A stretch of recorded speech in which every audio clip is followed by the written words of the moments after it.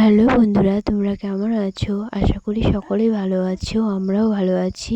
তো আজকে আমরা উল্টো রথযাত্রা দেখতে যাচ্ছি। তো প্রচুর গরম দিয়েছিল, তার মধ্যে কেউ রাজি ছিল না, রথ দেখতে যাবে না। তো আমি রাজি করালাম, বললাম চলো রথ দেখবো। এর মধ্যে অনেকটা রাস্তা যেতে হয়, হাঁটতে হাঁটতে পা ব্যথা হয়ে গেছে। তারপর দেখি চারদিকে জল, ও কি সুন্দর জল, জল দেখে আমার মনটা ভরে গেছে। কি সুন্দর আজকে আবহাওয়া দিয়েছে। তো তারপরে একটু জলে দেখলাম একটু চিলপি দেবো ঢং। এরপরে দেখি মেলায় বেশি লোকজনই নেই। এরপর ভাগ্নি যায় না, বলছে যে আমি এটা নেবো, ওটা নেবো, ওটা নেবো। দেখো খেলার কত সুন্দর, সবাই এরকম করে ছোটোবেলায়। আমারই ভালো লাগছে যে আমি মনে করছি সবগুলো নিয়ে যাই। ডল পুতুলগুলো কি সুন্দর দেখতে দেখতে। বলছে মা এটা কিনবো, ডল পুতুলটা কি সুন্দর না। এরপরে দেখলাম বেশি লোকজন নেই।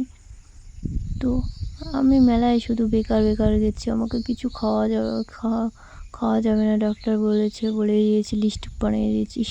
জিলিপি, শুধু চারদিক জিলিপি। কার কার গরম গরম জিলিপি খেতে ভালো লাগে? আমার তো বেশ দারুণ লাগে, কিন্তু কি বলবো, দুঃখের কথা, ডাক্তার বলেছে খেতে মানা করেছে। এটা খাওয়া যাবে না, ওটা খাওয়া যাবে না, ভালোই লাগে না। ডাক্তার তো ভালোর জন্যই বলে, ডাক্তার তো আমাদের ভগবানের আরেকটা রূপ, তাই না? তো সব কিছুই তো মেনে চলতে হবে। করে দেখতে পেলাম অনেক লোক হয়ে গেছে একসঙ্গে। দেখো এরা কীর্তন করছে, নাচ করছে, কি সুন্দর লাগছে দেখতে। বাহ, বেশ দারুণ লাগছে, আমার তো প্রচুর ভালো লাগছে।